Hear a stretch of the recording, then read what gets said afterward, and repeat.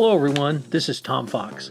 I'm the Compliance Evangelist, and I'd like to welcome you to the August edition of my 1 month to a more effective compliance program series that I'm running throughout 2017. This month will be 1 month to more effective continuous improvement.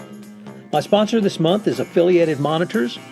Founded in 2004, Affiliated Monitors provides professional, independent integrity monitoring and ethics and compliance assessments nationally and internationally and across all industries.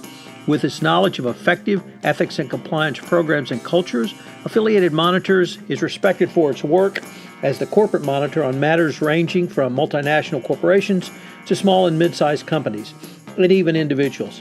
Having served in over 500 monitorships, no one has more experience as an independent monitor than the team at Affiliated Monitors. For more information on how an independent monitor can help improve your company's ethics and compliance program, I would urge you to visit Affiliated Monitors at www.affiliatedmonitors.com. As I indicated, this month we're going to look at 1 month to more effective continuous improvement. We're going to consider auditing and monitoring, the different types of auditing that you can do, from third-party auditing, supply chain, data risk auditing, culture auditing, auditing against fraud. We're going to talk about control testing. We're going to look at continuous improvement through the use of big data. We're going to look at measuring effectiveness, risk-based monitoring, email sweeps as monitoring, and listening as continuous monitoring. I think you're going to find it a fascinating month, and I'm sure at the end of the month you will have picked up multiple lessons on what you can do to improve your compliance program around continuous improvement. This is Tom Fox. Thank you very much for joining me on this episode, and I hope you'll join me for the entire month. This 2017 1 month to a better compliance program podcast series is a part of the Compliance Podcast Network. Day 10, Controls Testing. Continuous improvement requires that not only you audit and monitor, but that you also test your controls. In addition to the language set out in the 2012 FCPA Guidance, 2 of the 7 compliance elements in the U.S. Sentencing Guidelines call for continuous improvement testing, auditing, and monitoring. Finally, under Prong 9 of the Evaluation of Corporate Compliance Programs in the area of control testing, it asks the following question: what control testing has the company generally undertaken? Control testing is therefore a key metric for enforcement officials when looking to determine whether companies maintain adequate oversight of their compliance programs.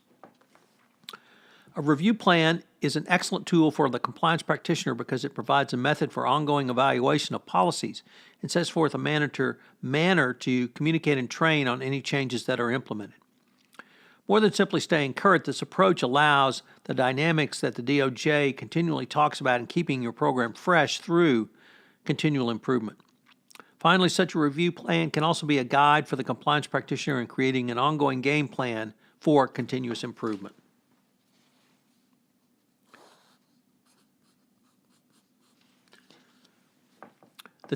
The COSO 2013 Internal Controls Framework provides a roadmap to test your controls. This means that if you have multi-country business or business unit organization, you need to determine how your compliance internal controls are interrelated up and down the organization. It's really a 4-pronged approach, which is the following. Make an overall test of your controls. This should include an analysis of whether the components and relevant principles are present and functioning. There should be a control evaluation. Here you need to evaluate the deficiencies that may turn up and if there are any compensating controls. Test whether each control is present and functioning. And number 4, you should summarize your control deficiencies in a log so they can be addressed on a structured basis going forward. This is part of the review plan I talked about earlier. Another way to think through control testing is to consider the controls to the effect they have, and would allowing internal controls deficiency to be identified with an initial severity determination. A compliance evaluation will roll up the results of each evaluation, control evaluation, and allow a reevaluation of the severity of any deficiency in the context of compensating controls. Lastly, overall testing allows you to consider if the controls are operating together in an integrated manner. This type of process would lend itself to an ongoing evaluation so that the business models, laws, regulations, or other situations as they change, if you test your controls to see if they were up to the new situations or you needed adjustment. Under a compliance regime, you may be faced with known or relevant criteria to classify any deficiency.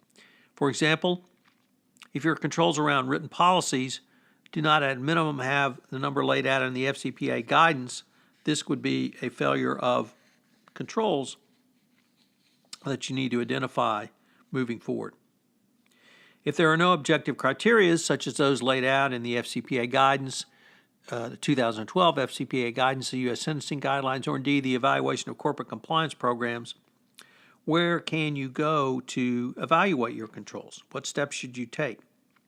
Well, you should establish objective criteria for evaluating any control deficiencies based upon those interrelated nature and how they report up. Together with appropriate auditing boundaries set by established law or regulations, should give you a way to determine the ultimately the effectiveness of your entity's internal controls. COSO also suggests you use templates that can serve as the basis for your reporting results. Obviously, if you're doing your testing, you have to report on those. This is designed to support a testing of effectiveness of your controls and then document it. Anytime I see the word document, I'm obviously very pleased because I still believe the three most important issues in a best practices compliance program are document, document, document. And this serves as the basis for any best practices compliance program, no matter what regulation it's based on. When the Securities and Exchange Commission comes knocking, asking if you've tested the effectiveness of your compliance program as required under the FCPA, you'll be in a better position to meet those obligations. And indeed, you have to show they're effective, but you also have to meet your obligations under SOX 404.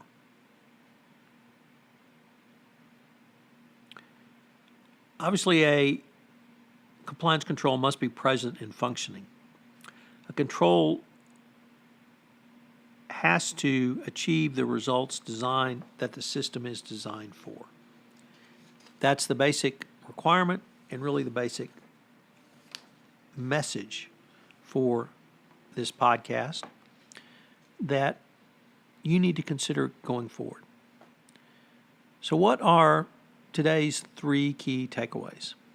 Number one, testing of controls helps to provide reasonable assurance of the achievement of your design controls. Obviously, this would seem to be self-evident or self-obvious, but it also really speaks to the requirements that Congress put forth in Sarbanes-Oxley, Section 404, around effective internal controls, and it also moves to the FCPA, which under the accounting provision requires a company to have effective internal controls around bribery and corruption. Never forget that code of conduct can be an internal control, so think about testing your code of conduct in the context of controls testing. Two, there are two overarching requirements for effective controls.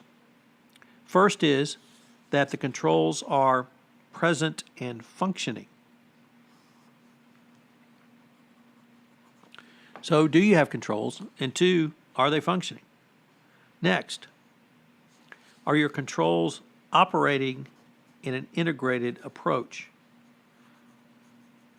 If you take the GTE example, is there an employee signature required on an expense reimbursement form? Do you require receipts to be attached? Do you require a description of the business purpose of any employee spend around GTE? Do you make them list out the participants in the event and their job titles? Has the reviewer, the first line reviewer, double check to make sure everything's attached, and then has the second line reviewer made another test? to check that all the expense receipts were attached. And finally, at some point, has audit gone back and checked on all of this?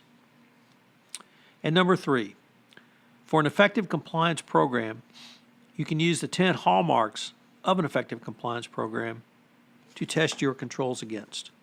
So it's readily available. It's out there. I have put together a spreadsheet tying the COSO 2013 framework, 5 objectives, 17 principles, and 84 points of focus. If you'd like that as a way to test your controls, I'm happy to provide that to you. If you will email me and tell me you listened to today's podcast, I'm certainly willing to share that. So this is Tom Fox. Thank you very much for listening to today's episode of 1 Month to More Effective Continuous Improvement, and I hope you'll join me tomorrow for Day 11. This is Tom Fox again. I'd like to thank you for listening to this episode of 1 Month to More Effective Continuous Improvement in your compliance program. If you have listened to this podcast on iTunes, please rate this podcast. It was a help in our rankings, and also get the word out about the only daily podcast to help you improve your compliance program. If you have any questions, you can email me at tfox@tfoxlaw.com. This is Tom Fox. I'm the Compliance Evangelist, and you've been listening to 1 month of More Effective Continuous Improvement from the Compliance Podcast Network.